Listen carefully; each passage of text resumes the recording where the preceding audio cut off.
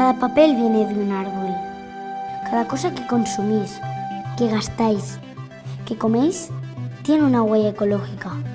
Se gasta un material, una energía en fabricarlo, en transportarlo. Tenéis que ser conscientes de ello.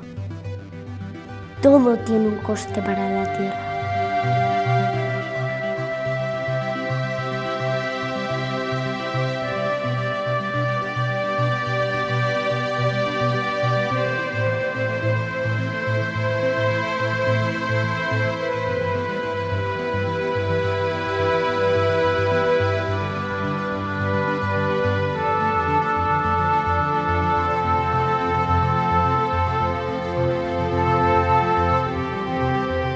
¿Cómo empezó todo? Ellos dijeron que venían de un lugar lejano. Muy lejano. Trajeron de todo para quedarse unos días en el monte.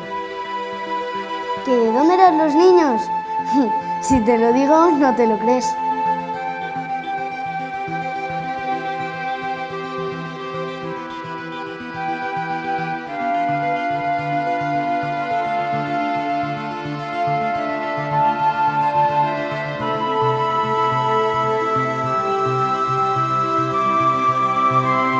Que si pasó algo extraordinario, ni te cuento, no te lo vas a creer.